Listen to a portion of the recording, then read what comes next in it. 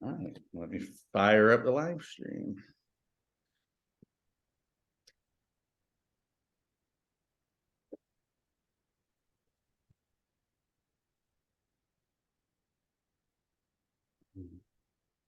Are we live?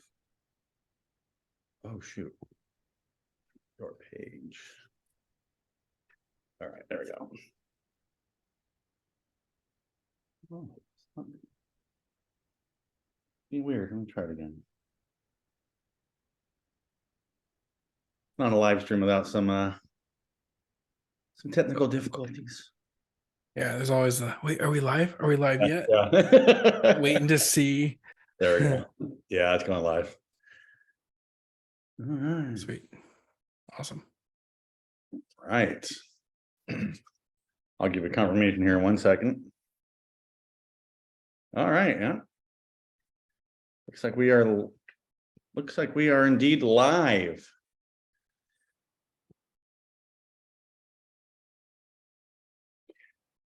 Let's double check here. I like to verify on my phone if it is streaming.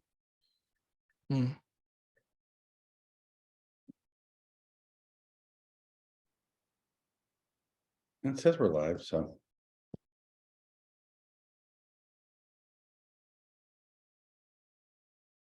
Brushing it over on the page. See if it's working. Yeah, let me shut all those down. Okay. You know this too? I'm still getting used to the oh, it says we're streaming. I'm still rusty on our says we're live. Oh, it's live on my main page. That's weird. Oh, yeah. Okay. All right. So yeah, we are live. We're just live. We're not live on Restored and Recovered. We are live on the Rory Fry page, which is fine.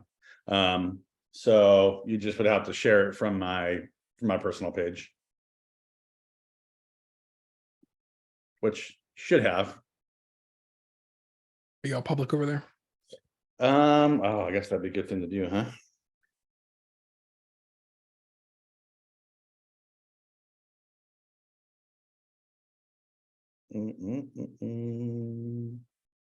I know I had put it on private, but I don't know if I know how to change that.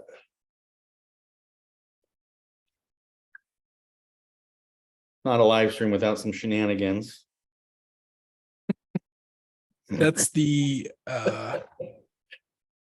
yeah, that's the beauty of recording content well beforehand. Right here. And editing and making sure it's all good, sure. Tweaking it. So we're just gonna do this. I'm gonna redo it and then I'm gonna stream it to my page. Yeah, there we go.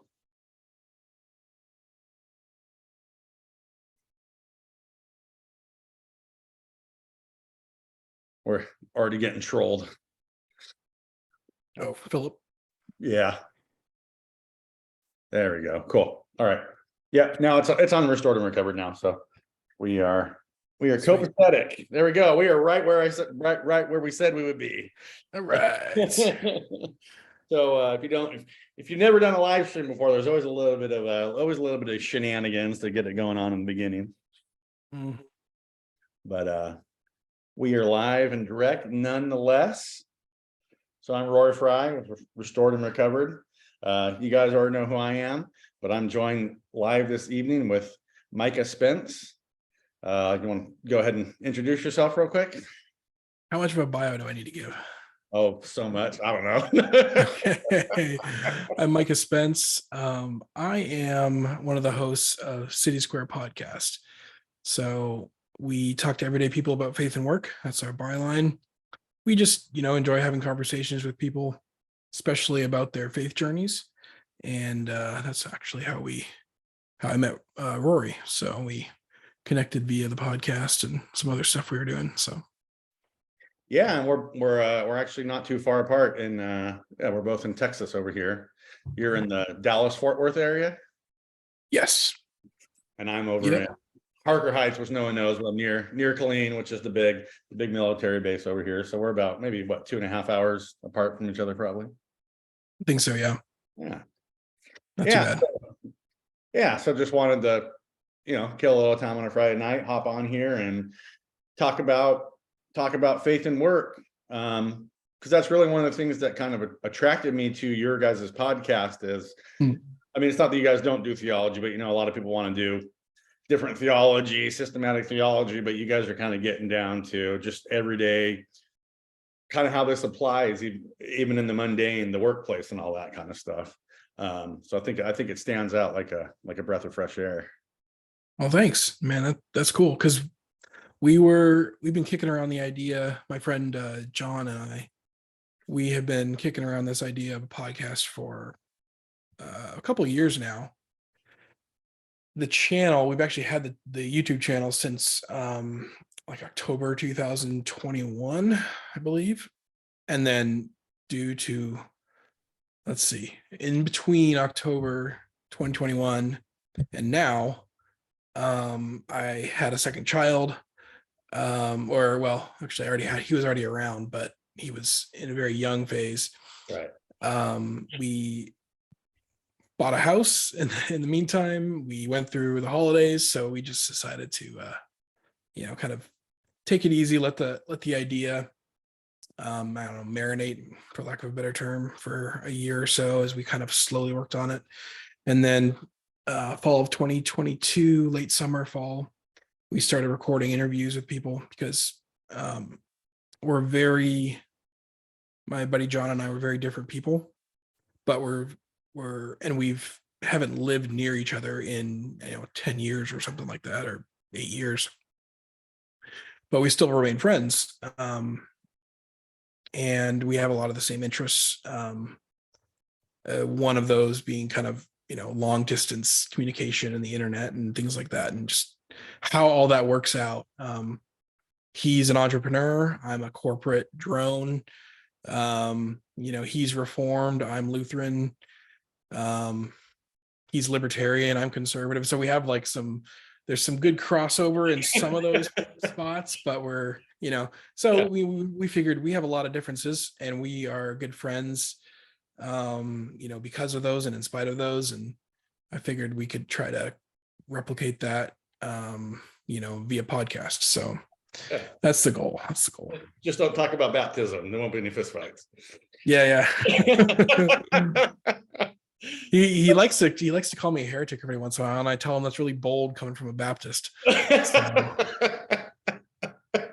it's like, if we want to talk about historical denominations, Lutherans are in the running, from the Protestant side. It's like, you're a Baptist. Go away. I'm still trying to find Baptists before 1800 something, Can you show me where you guys are in that history book? Yeah.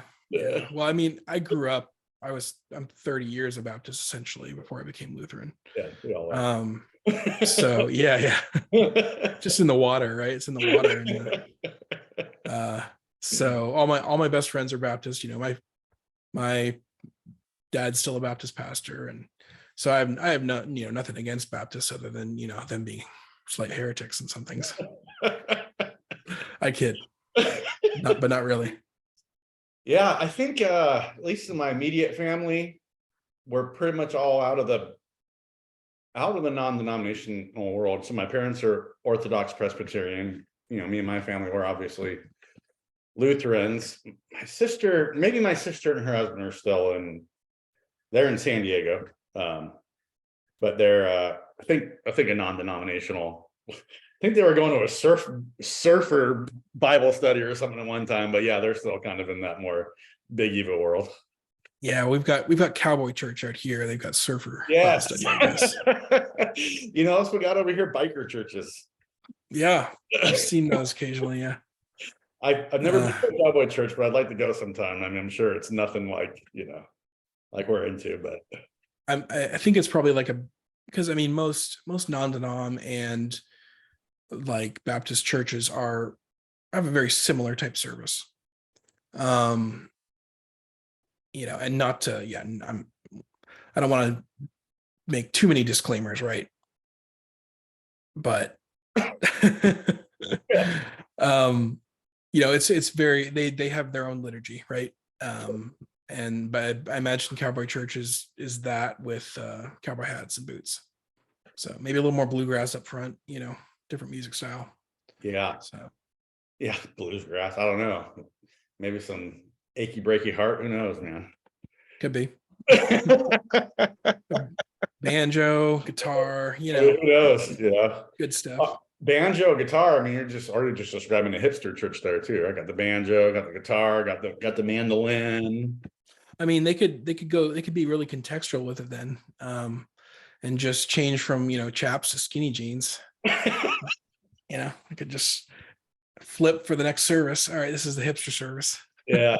So I used to, when me and my wife were, well, when we first got married, I was working at this church. I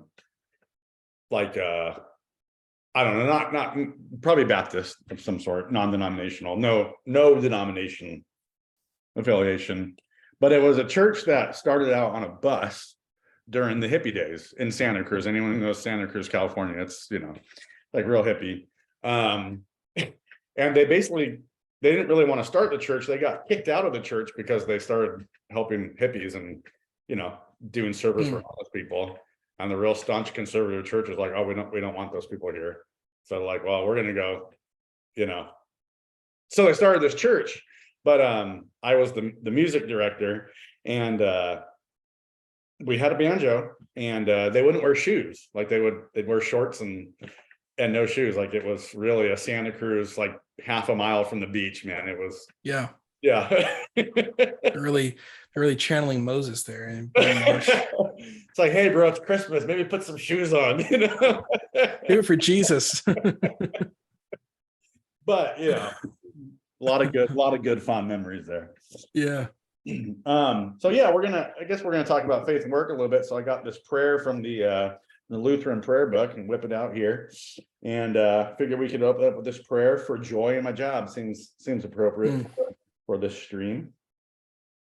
And the prayer goes, Heavenly Father, creator of heaven and earth, it is out of your love and wisdom that you gave me work to do and fitted me in body and mind to do this work. And yet my sinful will too often dreads the workday and casts about for other things to do. But you, O God, have called me to this work. Forgive my sin. Strengthen me by your Spirit, that I may see that my place of work is a field of your service to my family, my fellow worker, and my neighbor. Give me joy in my vocation and make me glad and grateful for the strength to serve you. Through Jesus Christ. Amen. Amen. Man, that just encapsulates the whole Lutheran view of, like, just so much right there, but the whole Lutheran view of vocation in that prayer right there. Yeah, it's something that I really need to dig into more. I've done a little bit of reading. And every time I think I've got a handle on it, I forget. So because it's very different. Like the Lutheran doctrine, I'd say, of vocation, it's really all encompassing. There's an emphasis basically on each part of your life being a vocation or part of a vocation, and then kind of what you're supposed to do with that, right? And how your life kind of works around and through those. So I've heard some teaching on that, not with the same terminology necessarily. I heard a little bit of teaching on that when I was growing up, or I use growing up as a broad term, right? prior to being Lutheran. You hear about working to the glory of God, and you hear about your different roles, but I think it's almost a little more systematized, honestly. Definitely. It's definitely seems to be an emphasis of ours for sure. Yeah. And this book actually, God at Work by Dr. Gene Veith, is like a layman level, I'd say, which isn't a slur. I'm layman. It's a look at your Christian vocation in every aspect of your life, essentially. Right. So as a parent, child, yeah, worker, that sort of thing. So well, I think it was big for Luther in just restoring dignity to the everyday man, right? Because I think in the medieval age, it was kind of the priesthood was like, oh, we're the special people, we're the holy people. You guys are just the peasant, the trash. You do the menial work. Yeah. You're doing the sacred work and all that kind of stuff. Yeah, because there was no there was no way to serve God unless you were actually like clergy or a monk or a nun. Like there was a real focus on those being the pinnacle, if you Right. will, Yeah. of the, what man was capable of doing to serve God. And yeah, I think Luther was exactly right when he said, if you're a shoemaker, you should make shoes to the glory of God. Like you should make a really good shoe. Right. And that's serving God. Like that's serving your neighbor and that's serving Yep. God through that. Yeah. So yeah, And just look at that prayer, like God, and Lutherans are just so honest too. Like, I don't want to be here today. I'd rather be doing anything else, but help me do this. Give me the grace, forgive my sins, help me do this for you, because I know it's serving my family, it's serving my fellow. yeah. It reminds me of, is it Luther's small catechism when he's like, give us this day our daily bread. You pray for the farmer, you're praying for the prince to keep peace, like you're praying for everyone who's being, it's like, wow, you're really going deep with this here, man. Yeah. He's super detailed on that, on some of those. The explanation of the 10 Commandments, is it explanation? Yeah. Yeah, it's fascinating. I love the way he kind of flips a lot of the 10 Commandments on their head, and turns the negative into a positive. Right. So, yep. Yeah. Oh, that's another. That could be a whole other stream right there, man. Ten Commandments. Yeah. Yeah, it's definitely something I've done quite a bit of work around. So, like, just as a side note, so Restored and Recovered, when it was still formally Reformed and Recovered, and we were meeting in California, we did quite a few, Bible studies around the 10 Commandments. But I've also put out like a discussion guide, and also put out like a personal guide that was kind of to be used along with the 12 steps, but basically using the 10 Commandments as your 12 steps. So doing your recovery work directly from the Bible. So it's something that I've always had a deep appreciation for the 10 Commandments. That's why I'm glad it's such a big, it really is a big part of our law and gospel and all that. Yeah, I found it really interesting because I'm a pastor's kid and I didn't really even have the 10 Commandments memorized, right? Went to Bible college and it still really wasn't really a high priority, interestingly. And then you get to the small catechism, and that is like the heartbeat behind all of our, the majority of what we do for like spiritual formation. And you see a lot of the same elements in the Lutheran service too. You're reciting the Lord's Prayer. You've got reminders of the 10 Commandments. The small catechism has got the 10 Commandments. It's got baptism, the Lord's Supper, like all these things that are like the central. It really is interesting, I think. And it's fascinating how, after, so many centuries, the small catechism really still defines how Lutherans do church. Yeah. Because even I think I've got a friend who has read through the Augsburg Confession. And I would even say, like, I think that and he's not a Lutheran, but he's gone through it. But to go through the small catechism, I think is even more central to what Lutherans are in kind of the daily life. Like, it is part of the confessions, just like the Augsburg Confession is part of the Book of Concord. So, and I'm not pitting them against each other, but no. I mean, we're interesting. We affirm the whole, affirm the whole Book of Concord. But no, you are right. There is it, like, even with church membership and catechism classes, it seems like we're going through small catechism. They're not, the pastor's not walking us through Augsburg. Not that they don't, but right. Yeah, it seems church membership is, do you affirm this? Like, that's what we did. Do you affirm the small catechism? Do you believe that it's the truest, clearest exposition of Scripture? And yeah, I mean, I do. I still, yeah. So just so you guys can kind of hear what we're talking about. This is from the fourth the small catechism. This is from the fourth petition of the Lord's Prayer. So Martin Luther breaks, or not Martin Luther, but it traditionally the Lord's Prayer has been broken up into different petitions. But on the fourth petition, give us this day our daily bread. He says, what does this mean? God certainly gives daily bread to everyone without our prayers, even all evil people. But we pray in this petition that God will lead us to realize this and to receive our daily bread with thanksgiving. And then what is meant by daily bread? Daily bread includes everything that has to do with the support needs of the body, such as food, drink, clothing, shoes, house, home, lands, money, goods, a devout husband or wife, devout children, devout workers, devout, faithful rulers, good government, good weather, peace, health, self-control, good reputation, good friends, faithful neighbors, and the like. Yep. Yeah, he just goes on and on. And you can really summarize all that by vocation, because the prince, that's a vocation. The farmer, that's a vocation. The person processing the food, that's a vocation. The person delivering you the food, that's the vocation. That's a vocation. So all of that is part of you getting that cheeseburger at lunch, right? Yep. Yeah, for sure. So yeah, back to the podcast. So I guess before we get into a little bit more of your background, or whatever, but like, so what about vocation, the city square? What about the vocation really? What drew you guys to doing that topic? Well, we knew that we were interested in faith and work, kind of, and really people's stories as related to those two topics.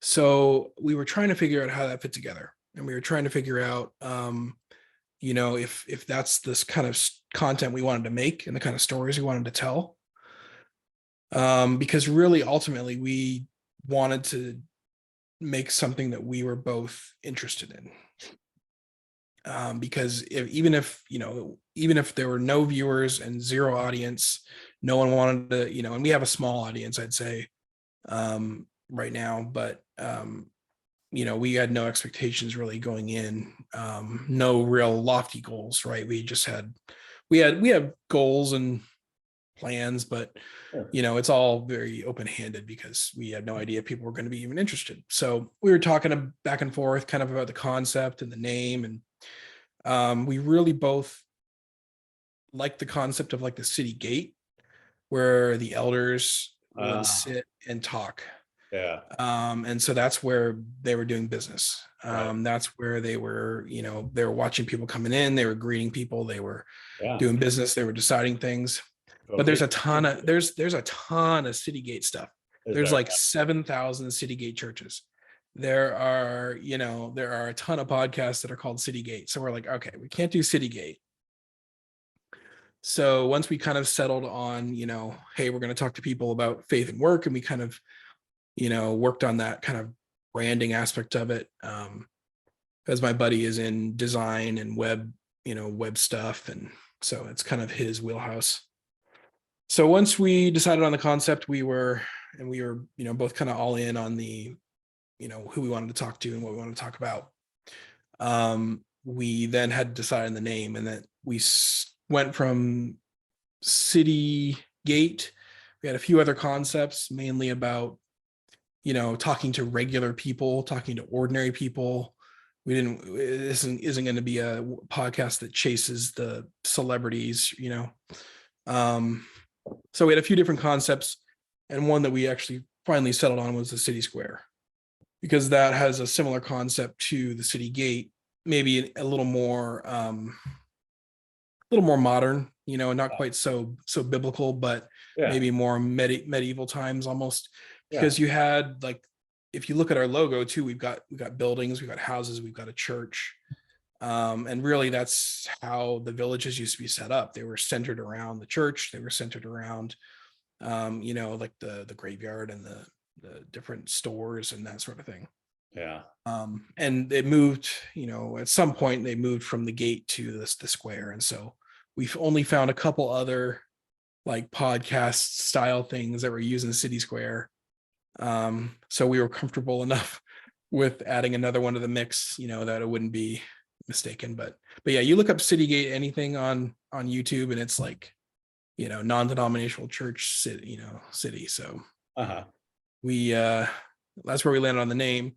And we both enjoy theology. We both enjoy talking, politics and stuff. We kind of keep politics on the back burner, just for sake of, Yeah.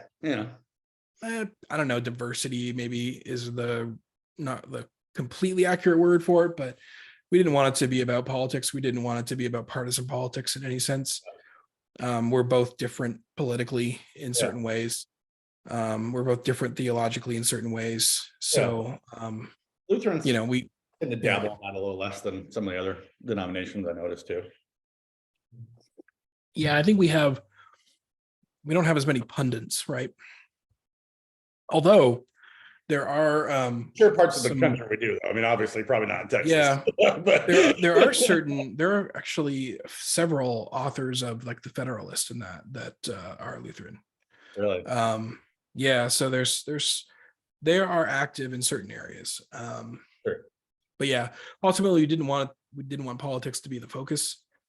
We would rather tell people stories primarily about like faith and then also what they do for their jobs, and then or even their hobbies, the thing that they're most passionate about. Right. Like restored and recovered for you. It's like you've got your vocations, right? You work, you're a father, you're a husband, and then you've got this ministry / interest on the side, that you're cultivating, and so definitely meet some people, and I enjoy connecting with people and getting to offer some counsel, some mentorship here and there, right? It's obviously not like a pastoral thing, right? Because it's not ordained, but just like on a mentor level, it definitely, it definitely satisfies some things there. So where are you from initially?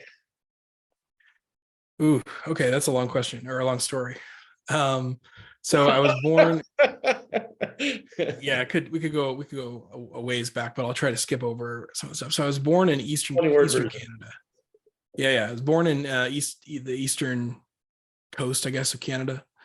Lived there for the first about 4 or 5 years of my life, and then we moved to British Columbia, the complete opposite side of the continent. My dad took a pastorate there, near Vancouver, British Columbia.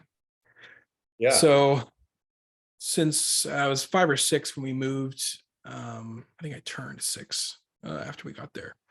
So, and I lived there my entire life until I went to school, which was in California. Oh, so you grew up in BC?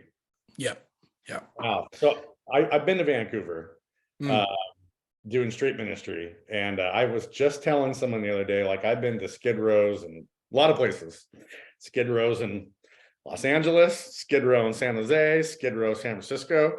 But I'll tell you what, man, East Hastings in Vancouver, that's some wild. I have never seen that many people that were strung out on heroin and just they walk around like zombies there, man. It's like you don't want to go down. You don't want to go down Hastings. Because I go to those places though, So, yeah.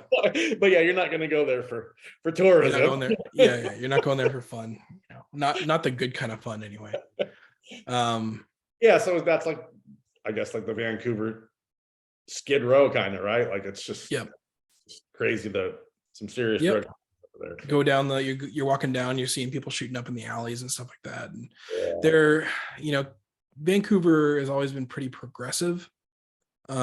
Even and politics are quite different up in Canada. It's not as simple as like, Republican versus Democrat. It's far more like center moderate, center left, and there's not really a far right in the same sense as there is in the US. Far right, I use that term for the sake of the public definition of it, but not the pejorative usage. Right. So there's always been kind of a more permissive attitude toward some of that. San Francisco might be similar in some of their attitudes and kind of policies. But I'm not as familiar though how they're doing currently, because I haven't been back there in 10 years or something like that. And so Vancouver or Vancouver, yeah. yeah, gosh, let's see. It's been almost 20 years since I was there. So I mean, we were there between there and Seattle for like a month doing street ministry, helping with a couple different churches over there. Yeah, they've been doing safe injection sites for a while. Like Yeah. that's part of their strategy. Yeah.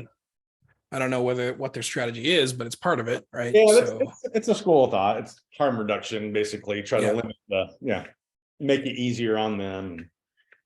Yeah. Well, and that's really the question I think a lot of people don't have an answer to is, does that harm reduction do more harm than good, right? Is there in any sense that it enables? I mean, I honestly don't have the Oh, answer, no, but yeah. that's some of the things that I've seen, bandied about as questions. Yeah, no, I mean it's a rabbit trail, but it as someone who has been in recovery for 11 years and then somebody who has studied this at the university, it's controversial in all of those areas. So, I mean, say you go into the 12-step world, it's total abstinence. They're like, no, we got to help them hit rock bottom. Harm management is more like these people aren't going to stop. So let's at least prevent them from getting AIDS and spreading AIDS or spreading needle transmitted diseases, right? Which I get it. We don't want to hepatitis is a big deal, but we want abstinence as the goal here. But it's controversial. I'm kind of wondering what if there is there's Christians who probably will fall down on different sides of that. Yeah. But I'm kind of wondering what the Christian is, right? Because at some level it seems to be enabling of maybe not of it could be sin, but of addiction, right? So like that's what it can seem like, at least on the surface level. And I know that's probably one of the reasons why people are not comfortable with that, Yeah. Well, maybe this is a helpful analogy. There are, let's say, like food kitchens, right? So some churches run food kitchens and they're like, hey, come take some food. Yeah. Then there are some food kitchens that are like, sit through our sermon, then you can have some food. It's like, I think the divide is like, we're still doing good to the person, right? We still want to do good to these people. So we want to give them clean needles. We want to help them we want to help them as much as we can. It's not going to solve the problem, but hey, let's at least limit some of the harm that they're doing to themselves. I don't know if that's the right analogy, but yeah, no, I'm kind of wondering, because I think I've seen that before or heard that before. I'm wondering though where some people draw the line, like where it's most appropriate to draw the line. Yeah. Because it's like here's follow me on this. Tell me if I'm off base. Tell me if I'm off base. So there's the one category of give them food, right? Food and shelter. Sure. Some people who I would say might be a little more hard-hearted or cynical would even say that that's enabling, because that, in some ways you can make the argument theoretically that the money then they don't have to use for that now will go toward their vice of choice. And then, so anyways, I don't know if that's really a common prevailing attitude, but if I had teasing on the sweater string, if I had to, for the Christian position, at least a conservative Christian position right now, if we're going to we go do progressive Christianity, I mean, they're going to welfare, all that kind of stuff. But I mean, I would say total abstinence is really kind of the Christian, at least what I've been around. I've been involved with a lot of the stuff I've read and stuff. Most of it's some form of 12 steps. So it's a total abstinence kind of. It's not enough to just take care of their body. We need to get them clean. We need to get them off the streets. We need to train them up. We need to get them clean and sober. We need to get them saved and all that kind of stuff. So yeah, I'm not very good at this stuff, because I kind of fall in the middle sometimes. I'm just like, it's still good to take care of them. If we can't change their lives, I'd rather, hey, have a sandwich, like, let's take care of that. I'm kind of in that. Also, like, total abstinence is, I think that's the goal. You know what I mean? So I think we just touch people, I think we influence people where we can. Let's just say that. Yeah, because I don't think I would have, I don't fall onto that. Don't even give them food, Yeah. Um that, because that's not, what's the verse? I was naked and you clothed me, I was Yeah, hungry and you fed me. those are kind of the That's stuff that normally come up. Yeah, yeah, yeah, yeah. yeah. I Eh, think you're entirely safe erring on the side of feeding and clothing, and giving clothes to the people who actually need them. yeah. So Well, and here's another thing too. Santa Cruz, they don't let the homeless, in San Jose, I think they do in San Francisco too, I'm not sure, but they don't let the homeless use the restrooms. So where do the homeless is go? it? Well, I know this has been hot. This has been a hot topic in the U.S. lately because apparently all of San Francisco is a giant toilet now. So that's what I've.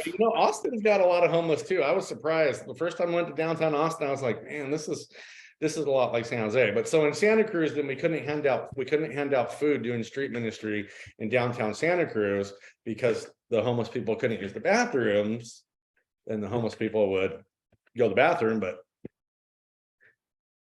in public places because they had nowhere else to go, right? So it's Right.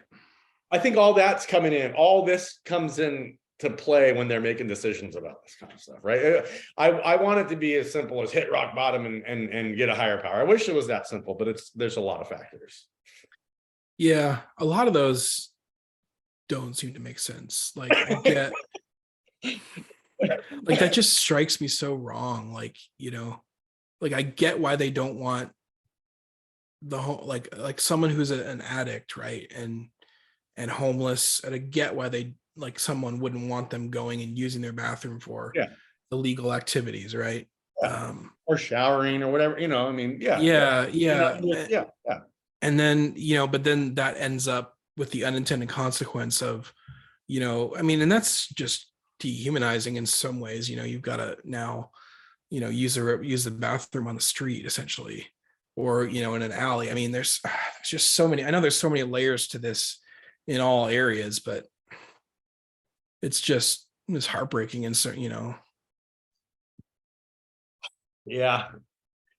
Yeah, well, rabbit trail, but yeah, I mean, when you told me you were from BC, I was like, oh man, it made me think about yeah, Vancouver.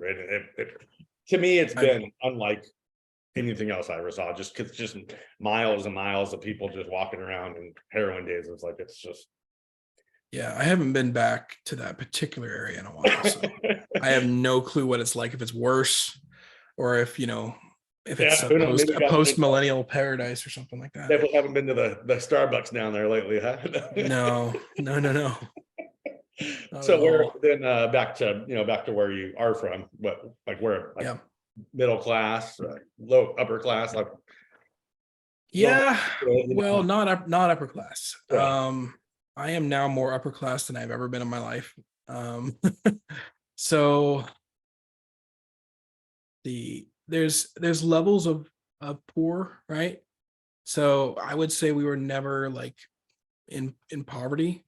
Uh-huh. But I know that looking back, and my parents didn't share a whole lot with us as we were growing up, but looking back, I can definitely see times when we had no food in the house and someone dropped groceries off at our door. And that's what we had for dinner. So we've been there, and then we've also been in kind of the lower middle class, where we eventually had a house and steady income, that sort of thing. But I was always one of my best Christmases that I can remember, probably when I was 4 or something like that, was I got a pair of mittens and a book. Mhm. And that was, and like we have a picture of all 3 of us, both my siblings and I standing there with our gifts, and we're so excited. And I was like, man, my daughter's spoiled. And the name of the book was Get a Job. Yeah, the name of the book was like Child Labor. When is it acceptable? So yeah, like my parents met in Bible college. And so you are a PK just through and through. yeah, Huh? man, I am. Yeah, it's I've got my grandfather was a Sunday school teacher in Cincinnati, Ohio, and drove the church bus and that sort of thing. My dad came to faith later on in life. He was in his early 20s, I think, and then he went to Bible college pretty quickly after that. So my mom was from Canada, and that's how they got back there essentially. So yeah, we were pretty poor for my early childhood, and then we kind of got our way up to like probably lower middle class for most of my life. And now I look at where like what my kids have, and I'm like, oh, I don't know, are they better off? They are better off, but are they actually better off for having basically no want? Yeah. Well, but that ties into the vocation. I mean, sounds like you're being successful in your vocation. It's mainly my wife, but yeah. We both have successful in their vocation. Oh, there we go. Yeah, right? we've been very blessed. I got so I went to Bible college as well, and we met there, and both ended up not using our degrees whatsoever. So I did a series of odd jobs, and you have your food service jobs when you're 18, 19. Did some door-to-door sales, discovered that I was not a salesman and should never do that again. and then I landed so I had this thought that I needed to plant a church, and that's what I wanted to do. And I went through a whole, if you are interested in the long version of this story, the first episode of our podcast has me going on about this for an hour and a half. So I won't go through the entire thing, but I think you mentioned one we did. Yeah. So I thought that I was going to plant a church, and that's but I was going through a theological and philosophical kind of change in college. I went from what I'd say. What's that? Not the time to be planning a church. No, not at all. Well, so I grew up independent fundamental Baptist. And during college, as I started reading some other guys, and I really started changing into more of just a Bible. What's that? Started reading the new King James Bible, or what? The ESV, actually. Yes, the ESV. Spicy. Yeah. I just jumped right off, the deep end. But I started becoming more like broadly evangelical, I'd say. So still Baptist in a lot of ways, but I just didn't think that we needed to have so many rules and regulations, right? Like the kind of silly legalisms, like women shouldn't wear pants, and you shouldn't go to the movie theater, and all alcohol consumption is a sin, and just every kind of hot button cultural topic they had an opinion on, right? No doubt. So I was going through kind of like, where is this in the Bible? Like, show me the scripture, which I think is a really good attitude to have, but that's not really appreciated when you're like 20 years old and questioning the dogma at a big successful fundy church. So anyways, we graduated, I moved to Texas because we hadn't found a spot to like go into ministry. Mainly because I just couldn't see myself sticking around. And in a sense, like I couldn't really say, yes, I want to support this pastor. Like, yes, I want to follow your lead on everything. I just couldn't in good conscience do that. So ended up moving to Texas where my brother lived, and he was part of a church plant. And I just said, all right, I'm going to go there. I'm going to find a job. And then that was in May. And then I found a job within a week of getting here. Same company that I'm at now. What is that? What is it that you do? So I'm a supervisor right now over a part of a sales ops team, essentially, for, I don't want to give the exact company out, but they're a large healthcare company. And we have medical facilities nationwide.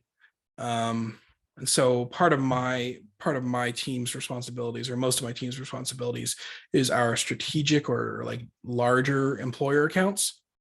So we, if you get injured or on the job, you're probably going to go to one of my clinics.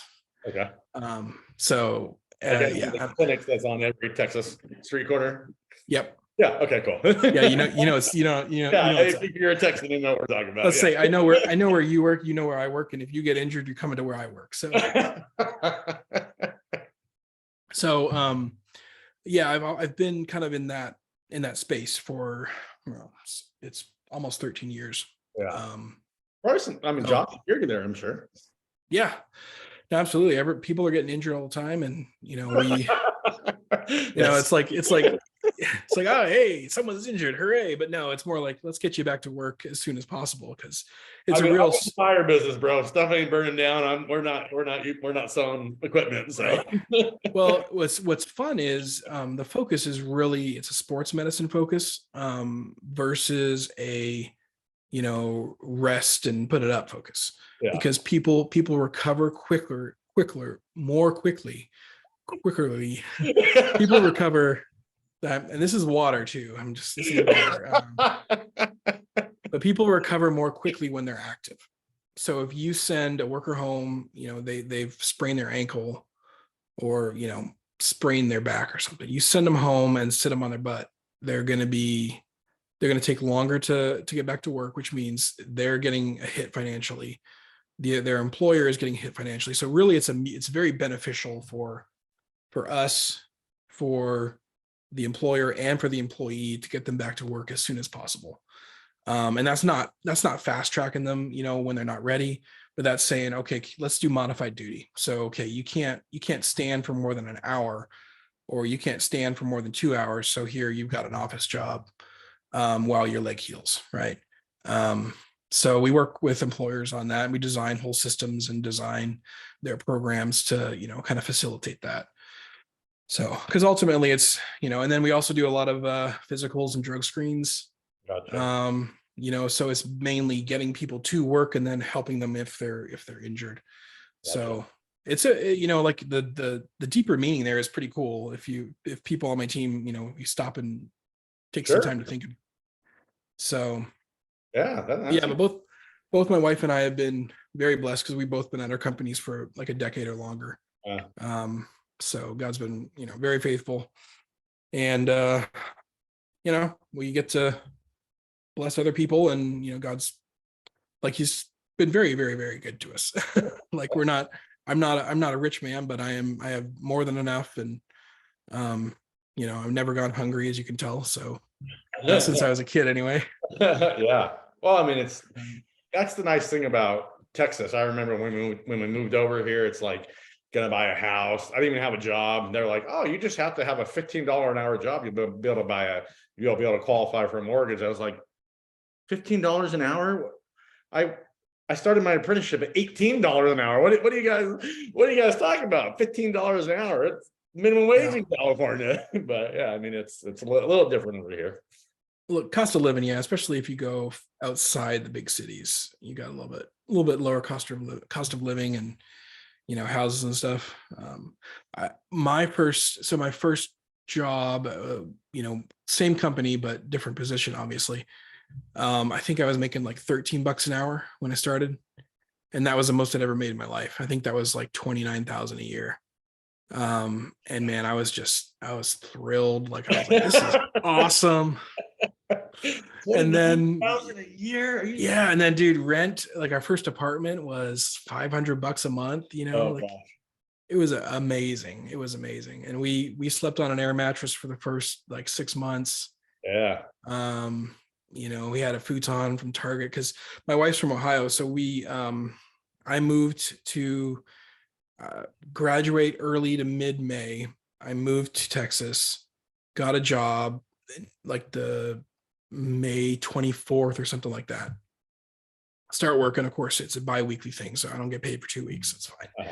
Getting my license, I'm finding we're getting married on July 3rd of that same year. So I have basically a month to set everything up, to have a place to actually live when we get home. So my wife moved to our apartment basically sight unseen, because this was before smartphones.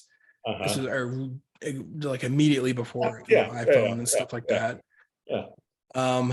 We had we get smartphones, but they just, it was like, yeah, they weren't exactly the iPhone yet. yeah. iPhone I think came out that year or something like that. Or Remember you couldn't be anyways. on the phone and be on the internet at the same time. Like, how do we even make it through the day, man? Yeah, for sure. I'm never not on the internet now. I So know.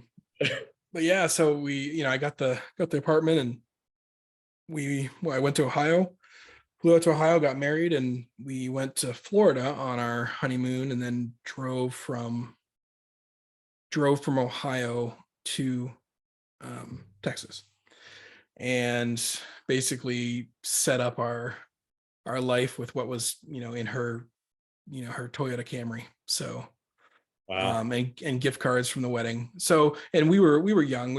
I was 21, she was 22. Like, we're within a few months of each other, but and so I don't really identify much with the millennials who were not married until they were 40. 'Cause I was basically on my own at like 20, like 19, 20, like and she was too. Like, we both have strong families and good support systems, but we were just kind of out on our own. Like, that was what we just were going to do. I mean, there's no way I was going home to live with mom and dad, so it's going to make it work. Yeah. I was a little older, but I have a bit of a past, so a little failure to launch there. But yeah, I think we Pros and cons. Yeah. Got a lot of fun stories, but no, I think we were must have been, I think I was 30 when we got married.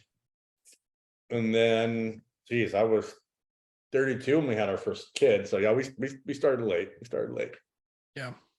Cool. Yeah, we sort of kept to our plan. Our plan was not to have kids right away. We got pregnant with I was working, and I was actually interested in getting into a counseling program at I was mainly looking at Dallas Theological Seminary at the time. Yeah. There was a few other ones I looked at, but anyways, that DTS is where I started putting out feelers and applied and that sort of thing. And I had to go, what was it?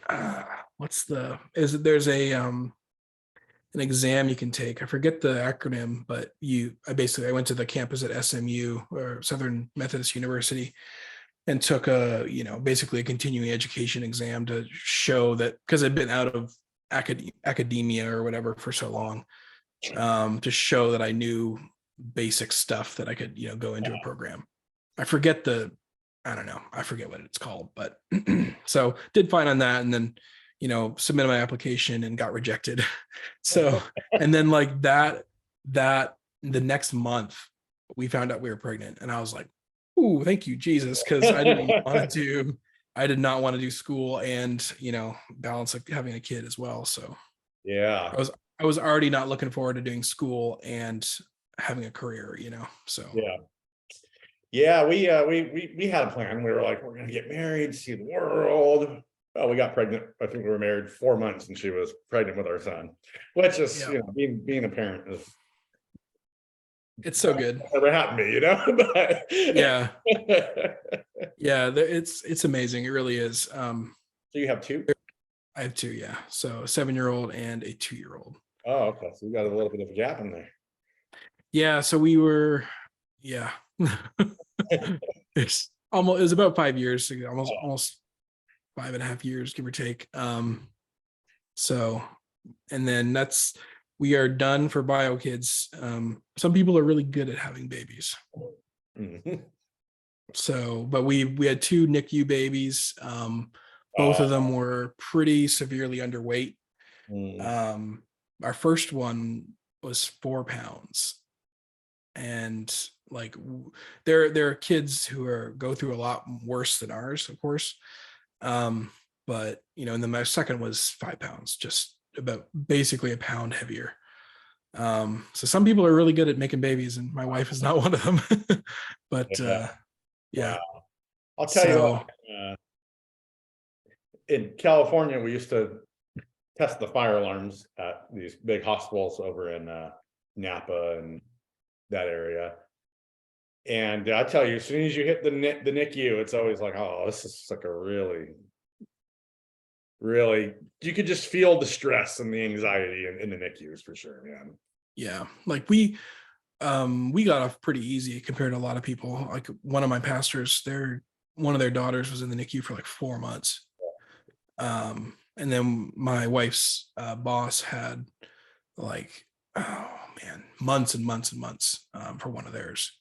So, there are people who go through way more than we do, and for way longer. So, but it's not a fun scenario regardless. No, I mean, yeah.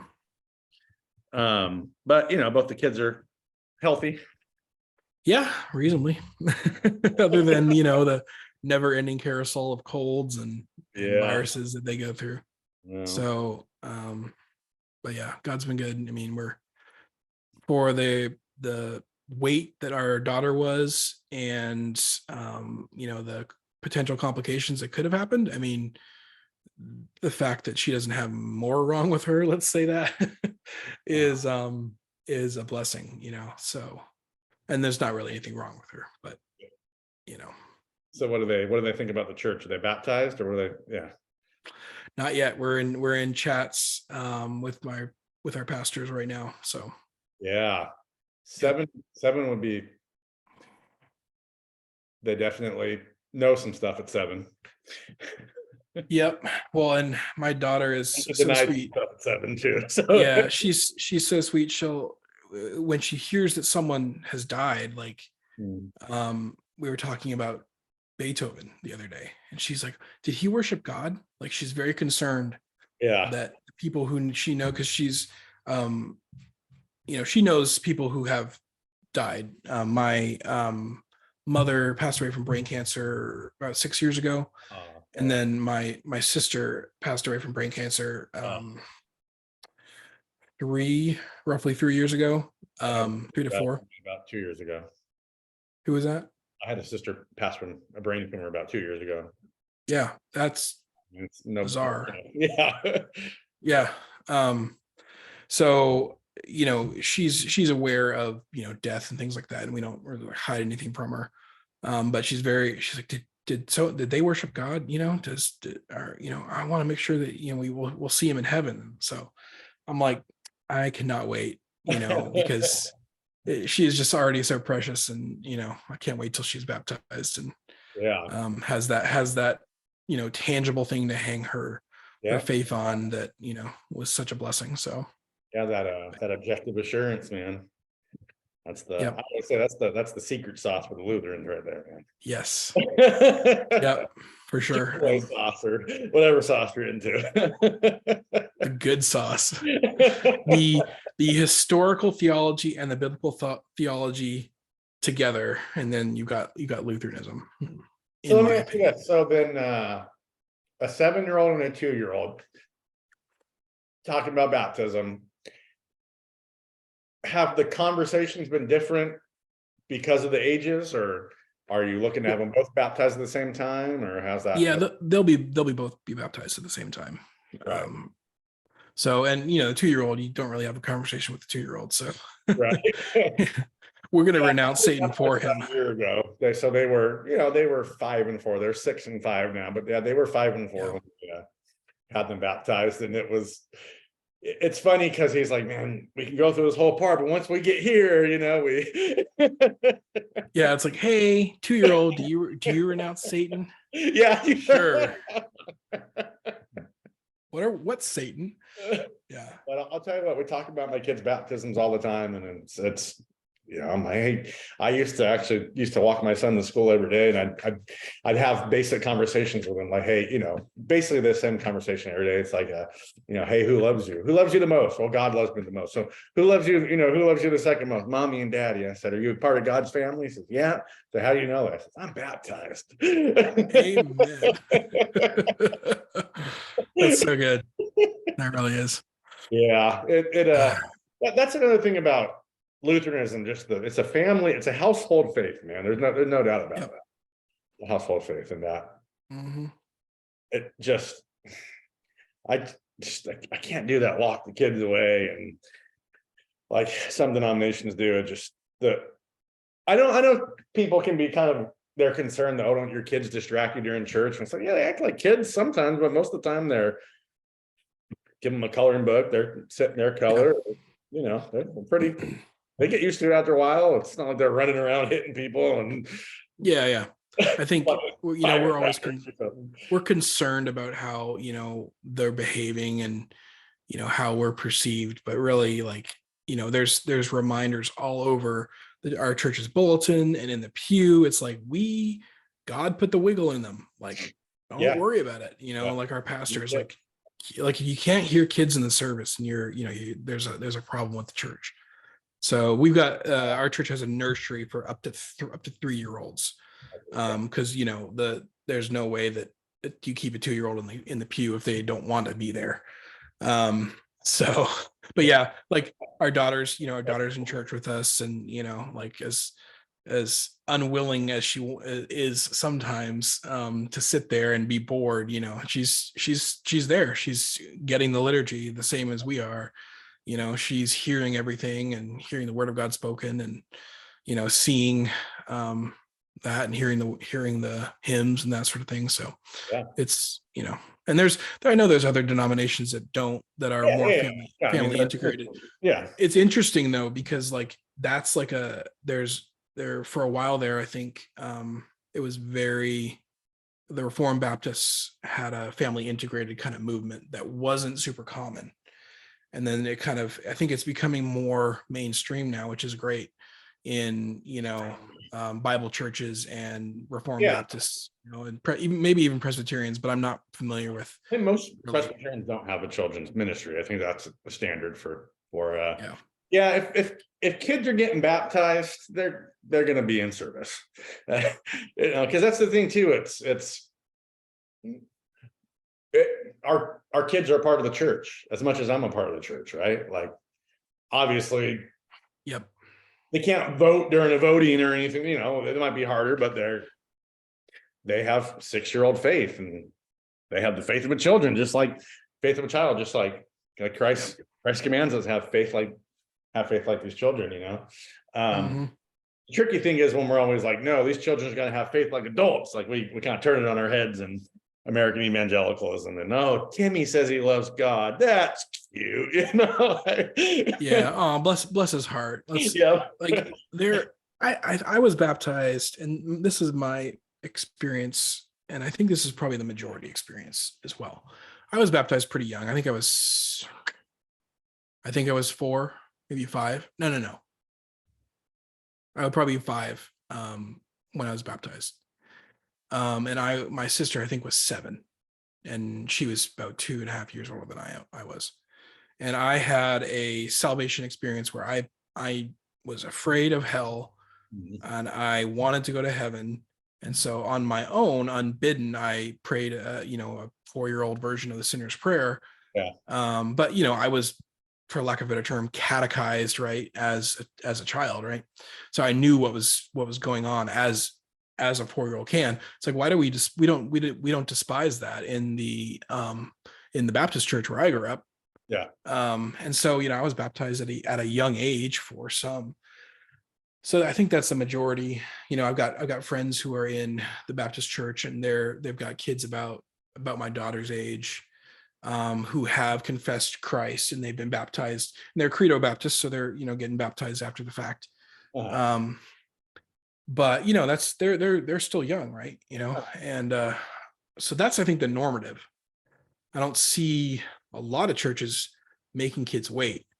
But what flabbergasted me. Well, okay, so I don't know the line for him, but what flabbergasted me was I learned that Mark Dever, Capitol Hill Baptist, they're kind of I mean, I know Mark. I've read 7. I've read was that 7 marks, whatever. 9 marks. Yeah, 9 marks. They wait. They want people to wait until they're like 18. I've heard I've heard that a lot. That's why. I mean, I'm generalizing here, but yeah. John, but you cannot be baptized till you're 12 because you think your baptism might save you. So I guess at 12, miraculously, you don't think baptism saves you anymore. Even though we have 12. Baptism. So basically you leave the correct understanding of the word when you're 12. Yes, I guess kind of the age of accountability or something like that. But I mean, yeah, I can see. I mean, he's conflating baptism and confirmation there, honestly. Like that's what we do in Lutheran churches. I know in Catholic, and I'm guessing Presbyterian, like these ones that have an actual rooted liturgy and historical tradition. Like the kids are getting baptized when they're babies, and they're being confirmed when they're 12, 13, 14, 15, or whatever the time span is. Yeah, and they're hearing the word of God their whole life in between that too, right? Obviously. Right. But like, like I just couldn't believe it. I was like, that's even from a Credo Baptist perspective, that's really weird. Yeah, and from a baptismal regeneration perspective, which is the majority of history and the majority of Christians nowadays, people don't think that because they're the only Christianity they've been exposed to is American Baptist style. Yeah. But Anglicans, Orthodox, Catholics, Methodists, Lutheran, and varying, and Presbyterian, and it's you go to Germany, there are no unbaptized babies. It's like that's the majority of Christianity too. Like historically and globally, right? So it's like we're not like I saw some Reformed, I forget what it was. It was some Reformed like arguing, like, should we wait for 8 days? It's like, no, baptize them right away. Well, and then Tertullian was like, we should delay because Tertullian was like age 4 or something weird about that. Well, some of the there's like a few one or two of the early church fathers thought that there was the teaching going around. It wasn't universal, but the thought was that baptism washed away your prior sins or your past sins. So they wanted to delay it as close to death as possible. So that they were had that kind of idea, I think. Who? Constantine, I think so. Yeah. And then I know Tertullian was one who held to it. I think age 4, because I've read that treatise on baptism twice, and I think he argues for age 4. Yeah. So, like, anyways. Which is interesting because still people will use Tertullian and say, see, they didn't do infant baptism, but he's arguing that because there was infant baptism at the time. Otherwise, he wouldn't be arguing against and he's arguing for baptismal regeneration. Yes. And that is the earliest treatise. This is not hard history to do. This is the earliest extant treatise that we have on baptism. Yeah, but it was just I was kind of floored when I saw that they wanted people to wait. And this was even before I was Lutheran, I was like, that just doesn't seem right. Because if that's the first step of obedience, as we're kind of taught in the Baptist church, then you're making someone wait like 18 years or 12 years after they get saved, So anyways, I mean, just weird. Yeah. I don't get it. Honestly. So we did have one answer one question from the crowd, and they were wondering when did you become Lutheran? Let's see. It's 2023. Okay. So I started having conversations, I think probably in 2018, 2017, maybe. Wow. With a friend of mine who I knew he was a Christian. I didn't really know what type of Christian he was. And we were really the only, I think at the time, the only like Orthodox Christians on the team. And I think we were like the only dudes as well. So we just kind of, we got our cubes got put like right across from each other. So we started kind of chatting, just about different stuff. We both like theology. So anyways, he asked me what I believed about baptism. And I don't think he was trying to like convert me. He was just interested in my response. So I was like, well, it's our first step of obedience. And, it's how we show God that we're, for lack of a better term, I was like, how do we show God that we're going to follow him? And, we're giving a testimony to our friends and, all that sort of thing. And he was like, huh, that's interesting. What about this verse? I was like, well, you guys didn't go far enough from Rome, so it was about 2 years of like kind of Bible study and prayer and reading a lot of history, kind of diving into the historical views of the church. Uh-huh. And that was like the biblical arguments eventually sold me on baptismal regeneration, especially. because halfway through the process, I was like, okay, I can see where you're getting that. Like from the language used, I can see where you're getting baptism and regeneration. You know what it looks like, but it can't mean. I disagree, but I don't think you're pulling it out of thin air, essentially. That was like the first plank or the first domino to drop. And then it was like, okay, so if he's not pulling out of thin air, then what did the rest of the church believe? Why, and you've got to, I think, be actually honest and with yourself as you're looking at church history and realize that the Credo Baptist position was not the majority position in church history. So just in case someone doesn't know what credo is, credo baptism is like believer's baptism. Believer's baptism. So you make a profession of faith and then you're baptized. And whereas profession of faith or whatever, or public profession of faith kind of deal. Yeah. So it always follows that particular order. So in the movement I grew up in, if you would not get baptized before a profession of faith of some type. Right. So order was very important. If the order was messed up, then it was invalid, was not baptism. So anyways, so yeah, that's when it started. And then it was early 2020. There were some other things going on late 2019, maybe even 2018. There were things I was unhappy with at our former, then current, but now former church that I was working through, and attempting to work through and talking to guys about, and I met with a pastor, and it was like, okay. Reformed church, was it? Or? It was they were Calvinist, but not Reformed. Okay. Yeah. So they held a tulip. They held a tulip for soteriology. But the rest of their polity and ecclesiology, and that was just Southern Baptist essentially. They were London Baptist guys. They were just nope. They were something. The young Restless Reformed, John Piper types kind of. So they started changing some things. Like they started, their complementarianism got a little more squishy. They started going in on critical theory and kind of racial and social justice. A lot of them. And then what was the other one? And then they started becoming charismatic in certain ways. I'm not sure if they're still on that trajectory or what, because it's been a few years, but there was a few different things, and those were kind of the big things. There was other ones that I was working through that weren't as big a deal, but like, the worship music being deep as a dime, and they started playing music when someone would pray. Just like subtle changes that to me showed their trajectory in spite of their assurances to the contrary. So it got to the point where I was like, okay, like, God bless you guys. Thank you for your ministry to us, and we administered alongside a lot of them, and we were home group leaders for, almost 10 years.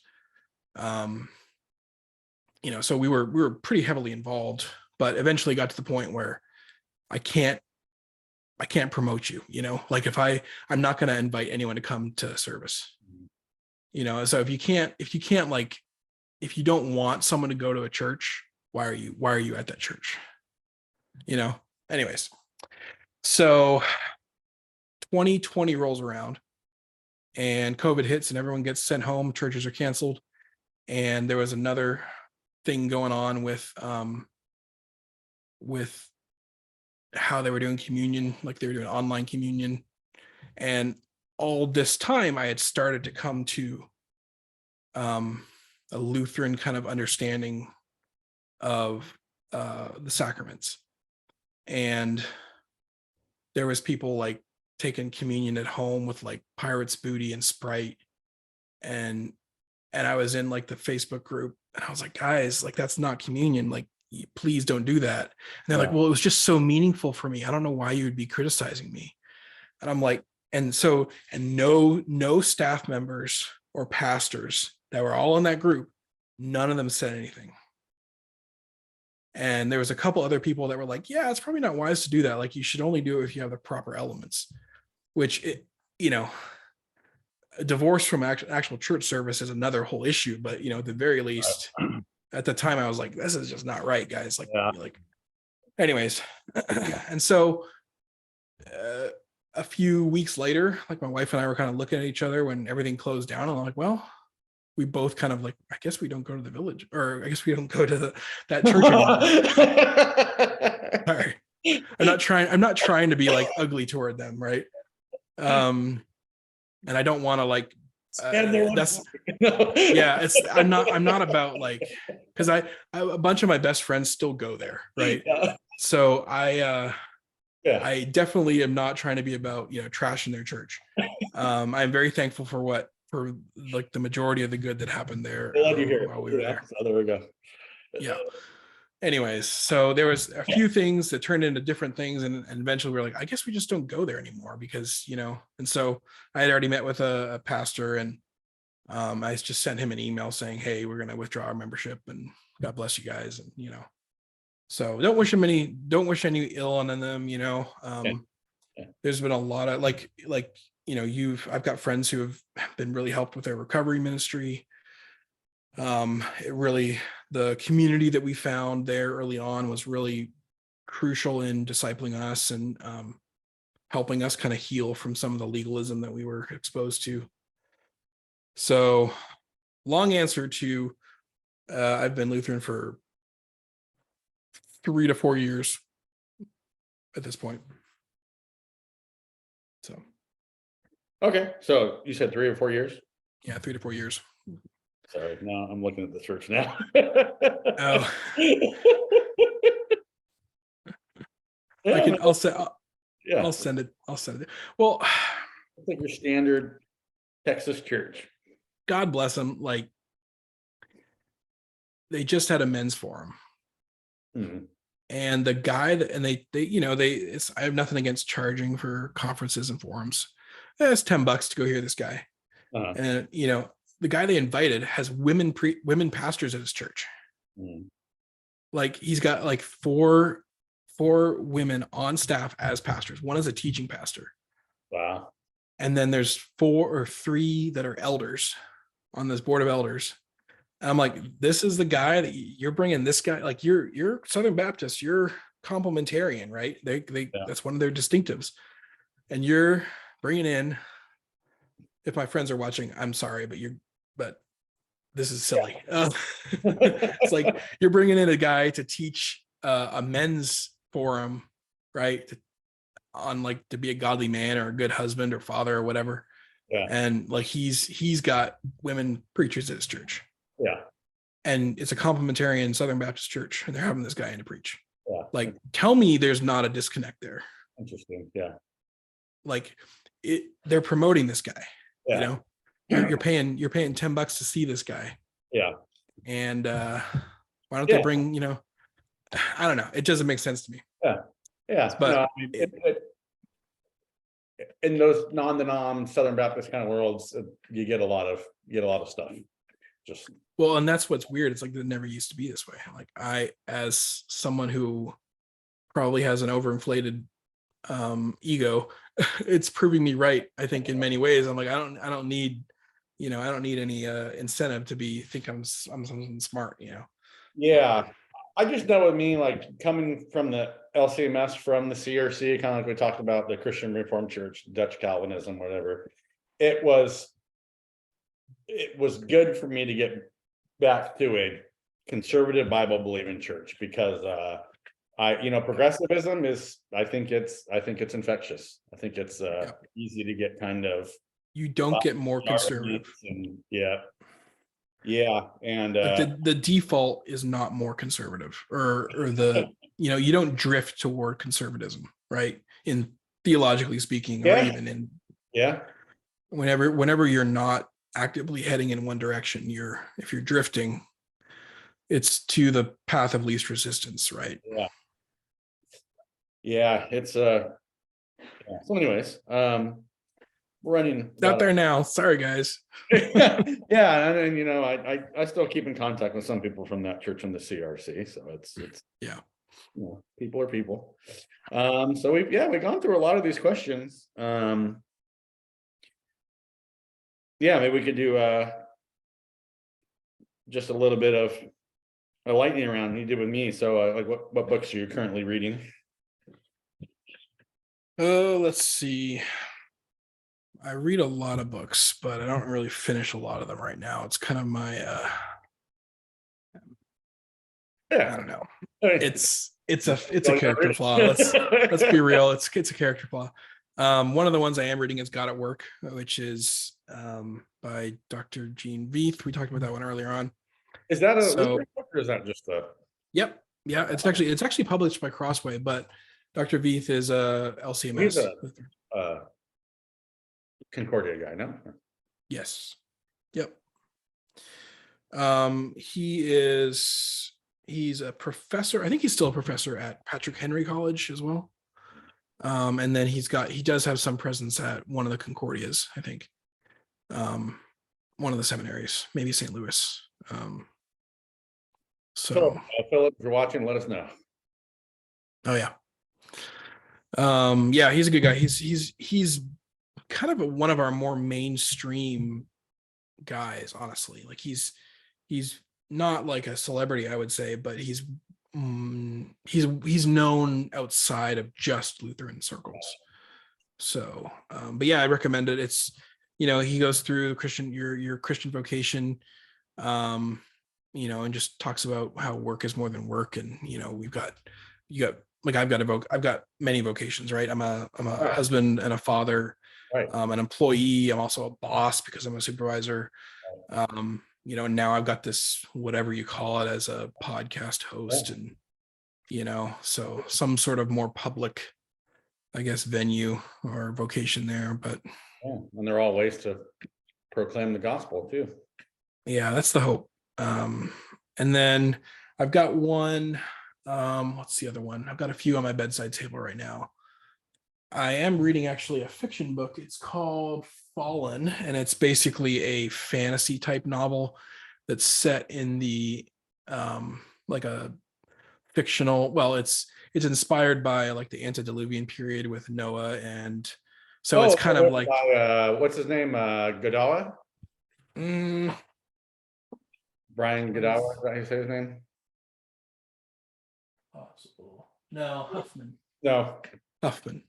Oh, okay. Yeah. Yeah, I've got the second one over there, second in the trilogy, sitting over there. So I'm slowly making my way through that, but I've gotten so out of practice of reading for pleasure. That's all I used to do. It's all I used to do, and now I for what I'm doing with my time, I just don't do that as a leisure activity as much. So that's one of my goals for 2023. It doesn't get so sometimes, I think it's that's one of my goals for 20. I love cigars, and I got a couple friends who love cigars, and so one of my goals is to read a book while I'm smoking a cigar.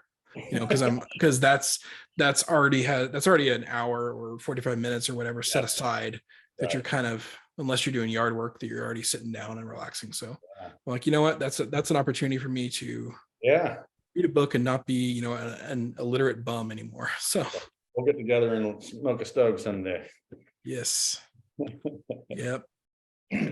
So it sounds like you're whether or not you're finishing them, sounds like you make it a practice to. I have a ton of books on the go.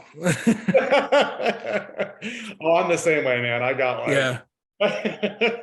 there is one I haven't started yet because I have a few ahead of it, but I ordered it and got it. It's the called Being Dad, I think it is, and it's by one of the 15, 17 guys.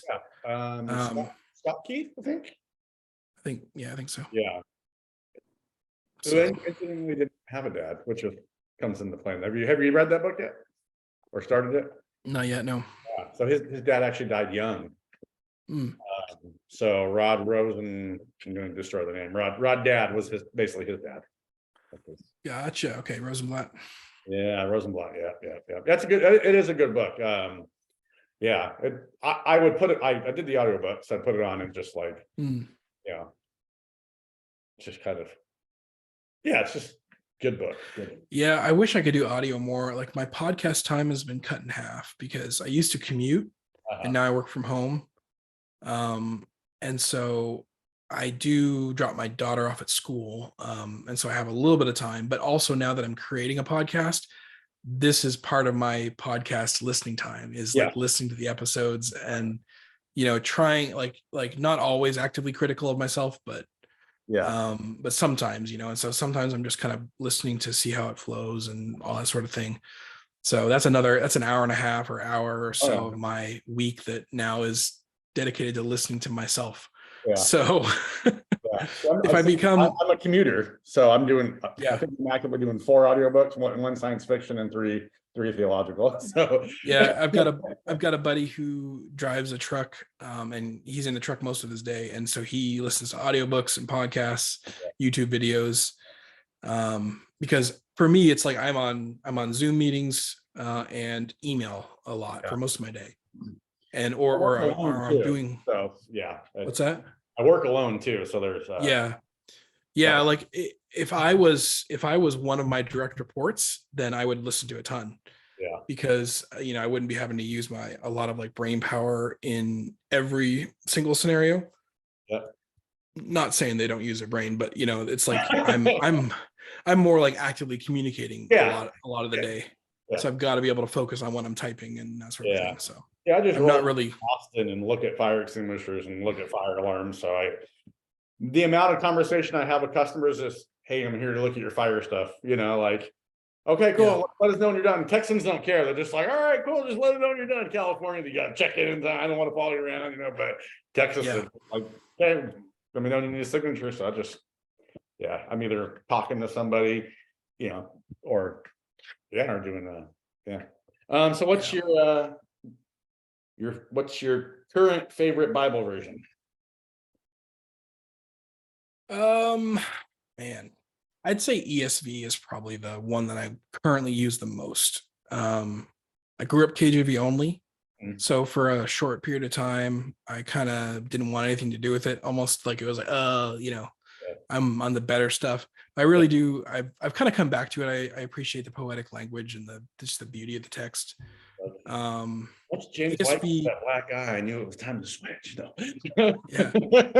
Well, so ESV is my primary one. I have, let's see, it's right there.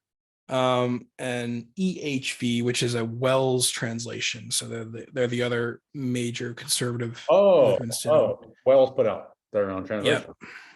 Yeah. Well, I don't know if it's exclusively Wells, but I think the majority of the scholars were Wells. Okay. Or Wells, for anyone who doesn't know, that's another conservative Lutheran. Yeah, they're about 600,000 members, I think, and LCMS is about 3 million or something like that. I might be a little off on those, but that was the last figures I remember. We're bigger than them. Yes, we are, and that means we're better. My dad's bigger than your dad. Yeah. So I've got the Lutheran Study Bible, which is ESV. Yeah. And then I've got the EHV. I also have a CSB Study Bible, or technically I have the H. What is that? I've got the Holman Christian Standard. I'm thinking of Holman. Yeah. So that's what it was known as before, and they rebranded it to just be the Christian Standard Bible, I believe. Yeah. So I've got the little bit older version. I never had a Holman. I think that's one of the few big translations I don't think I've ever had. Yeah, I like it well enough. The EHV reminds me of a cross between that one and the ESV, because there are sometimes the language is a little more casual. It's like there'll be contractions, instead of do not sin, it'll be don't sin, or something like that. So sometimes that's a little weird, especially if you're used to like a more formal kind of thou shalt not sin. Yeah. Thou shalt not. Hey, don't do that, Hey bro, what you doing, man? So yeah, but I really primarily use ESV because that's the kind of default. I use the Pray Now app, which is the Concordia app. Yes. So it's the treasury of daily prayer in app form, essentially. And that's got ESV. So that's really the one I use the most. Our church uses that. Our prior church uses that as well. So yeah, ESV. I'm boring. I have another one that's called Prayer, but it's audio. So I'll put it on when I'm horrible at prayer, so I need a lot of help, right? So I just get in the Yeah. car, drink my energy drink, whatever, and then it runs for about 7 to 10 minutes, and then What's the brand? What's your energy drink brand? I I drink Alani's in the morning. Alani's. Yeah, Okay. I'm not familiar. they're kind of new. They're kind of new. Okay. Sponsored by Alani. Hey, hey, Alani, if you're out there, you've got a loyal customer. Yeah. Would Try this. love Alani. would love to hear from you. Yeah, my wife was gifted some called Goat Fuel, and Yeah, they got a lot of. it's brand new, or fairly new. I think they're only available like at Central Market or something like that, or online. Gotcha. So yeah, like a coworker of hers said, "Oh, have you ever tried this?" Because there are some that are delicious. They're the Ghost brand, and there's like the Sour Patch Kids, like the red Sour Patch Kids Yeah. flavor. Now they got Starburst ones. Yeah. Yeah, so like Warheads. I'm like, man.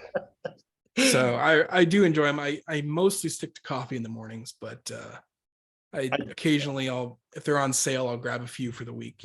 Yeah. So I did coffee for a long time, and then I just the stomach acids or whatever. So I switched over to the Alani is not it's not a crazy. It's like they're small. They're more like Red Bull size, and then they're the lower caffeine, so it's perfect. But then I drink Bang and all sorts of, I'm in the trades, man. We're like, we're white monsters.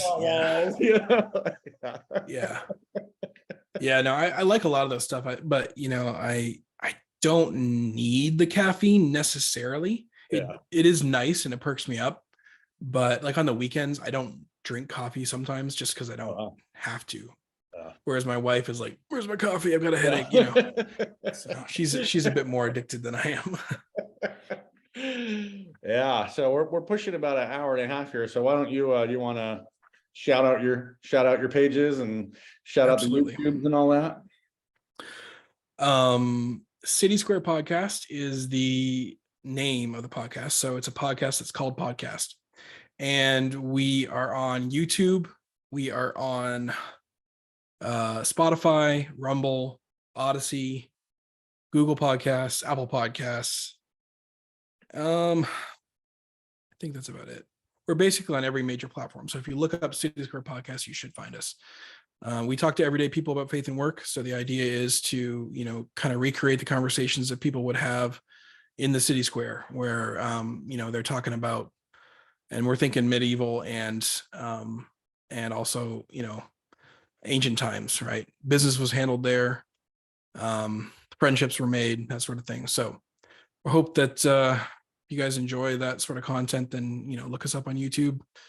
And we're also are on Facebook as well. We post reels and stuff there. We just don't post full length episodes on Facebook. So I also am one of the admins. I'm not going to tell you which one, but I am one of the admins of a Lutheran meme page called Obnoxiously Provocative Memes for Obsessively Lutheran Teens.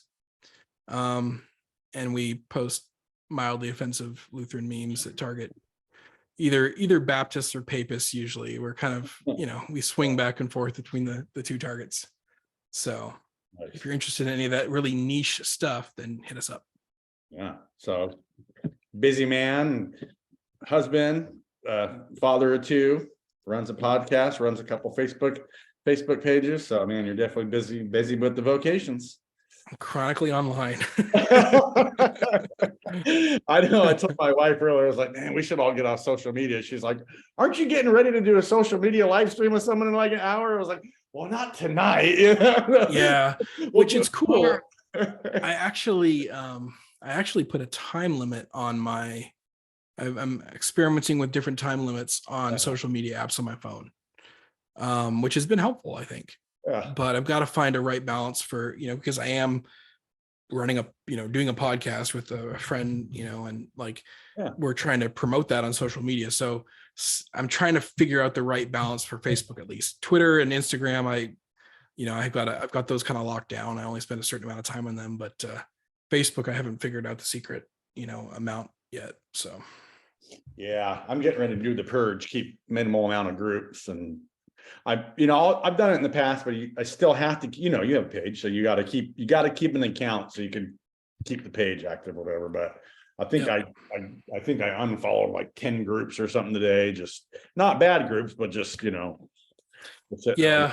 I'm scrolling. part of some, mainly just to promote the podcast. And so I try to be sort of connected there, and like I try to interact as well. And then I'm the admin for a few groups but they're a lot smaller. So they're not really time wasters like some of the big ones are. Right. Some of Yeah.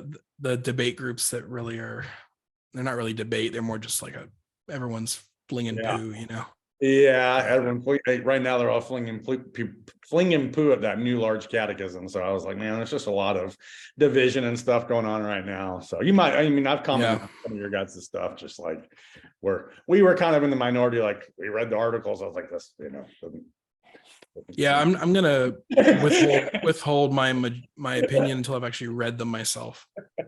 So wise man, because you know what, we're running into people all the time who are like, yeah, blah blah blah, and I'm like, have you actually read it? Oh, I haven't read it, but okay, then come talk to me once you read it. And yeah, and I was talking with a couple of friends like privately about it, and I find myself kind of caught in the middle because I'm like, I am very conservative, right? And so I'm very sensitive to because that happened in my couple previous churches, is like that language got brought in, right? The social justice stuff. And so I'm like, I can kind of spot that coming in.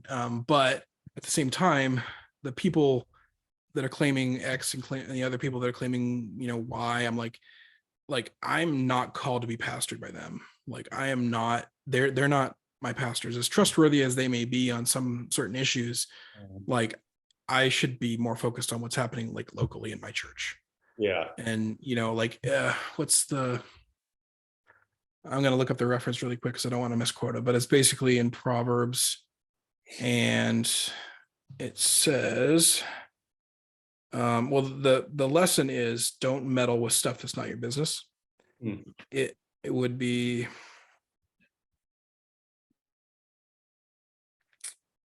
where is it? I had it right here. Proverbs 26:17, which is, don't, if you're gonna go and meddle with an argument that's not your business, it's like you're reaching out and grabbing a dog by the ears. Oh, right. You're probably gonna get bit. It's not smart. So yeah, it's not my vocation to correct the synod right now. Yeah, I guess the few of us that have been kind of arguing for it is gearing up more to do kind of pastoral work, and it's like this is the society that we live in, and we're gonna run across this stuff, right? I think people should read it, and then if they come down on one side or the other, that's fine, but definitely read it. I think that there's objectively some issues with at least one of the authors,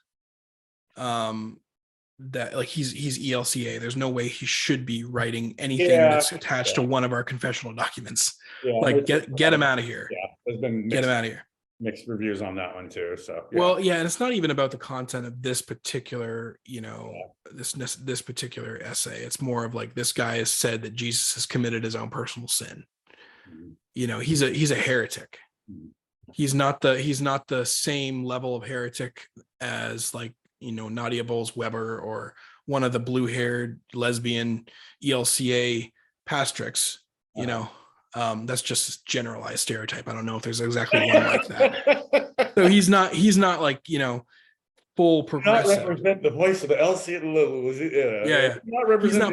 He's not full progressive. But if this is something for, this is something that's for pastors and seminarians, it's like, why are you pointing to this? Why are they pointing to this guy?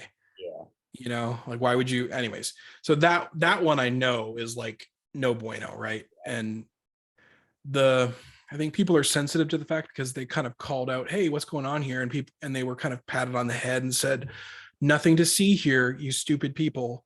The academics have it. Like that was, because I was seeing some of the discussions in the groups, and it was kind of like, you guys don't need to worry about this. It's above your pay grade, like really condescending. Oh, it And ain't about my pay grade though, I mean, and I'm like, it's not, this is our church, right? It's my pay grade, yeah. So, Yeah. This is our church. We should be able to discuss yeah. these things, and so anyways, there's a whole raft of issues that are kind of wrapped up in like the little fringes of all these arguments too. Some of these are not new disagreements. They've just been simmering too. So, but I'm not an expert. So I just hang around with people who claim to be. Not your vocation. Yes. I once I read them, then maybe I'll have an opinion. Sure. And well, I'll probably have an opinion. Maybe I'll share it. We'll see. Yeah. Well, like I said, just people who are entertaining pastoral ministry or getting ready to do pastoral ministry, it might be something to look at, just because that's the society we live in, and we need to be firm that sin is sin, but we also need to be firm that Jesus forgives all sin, right? Even our pet sins, even the sins that we really don't like, God forgives all those sins, right? And like it says in that large catechism, it doesn't matter what we think about ourselves. It's what God thinks about us. It's our baptismal identity. And that's one of the most beautiful things I've heard in a long time. Yeah. I read through the 2 sections on baptism out loud. Like I recorded myself reading them, and that was about 15 minutes a piece on baptism and then infant baptism. And it was from the large catechism. Oh, yeah, those are long. Yeah, but this was a few months ago, so it's just the version I have here, not the not the new one. But anyways, fun times. Never a dull moment, right? We had a little rabbit trail to go out on right there. For sure. Well, this has been a lot of fun though. Thanks, man. Thanks for having me on, and it's been fun to just kind of chill out and just get on someone else's page and rabbit trail around, Yeah, I mean, this is kind of one of the doors that's opened up a little bit, is being able to collaborate with other people, and that's really like from a I don't know, pragmatic standpoint, that's what you're supposed to do. Is you're supposed to network with all these podcast hosts, and you're supposed to ask to be a guest and ask them on to be guests. And I'm like, we're taking the same approach there as we are with our thumbnails. We're not really clickbaiting. Like the goal is just to grow organically and naturally, and meet some good people while we're doing it. So I like to podcast about once a month. I'm a pretty casual podcaster. All you got to do with these live streams, and then just record it and upload it, and then you got another I've done another thing going. So it's just usually just get on the people that I enjoy talking with, and have a little bit of fun. So that's what we're doing tonight. But I think I think my wife and kids just got back, so I'm gonna go get back to my fatherly vocation and tickle some kids and steal some tablets from them once they fall asleep in a couple minutes. So mine are already in bed, so I'm gonna go see how my wife's doing. Watch some NCIS and fall asleep on the couch with her. So there you go. All right, well, hey, thanks for ever tuned in, and we're gonna shut this live stream down. We'll see you guys later. Make sure to check out Micah on his socials, and you know where to find me if you need some advice or just want to yell at me for anything crazy we said tonight. Hit me up on my personal account or message me here on Restored and Recovered, and I would love to chat with you. So with that being said, I'm going to go ahead and kill the light. Thanks.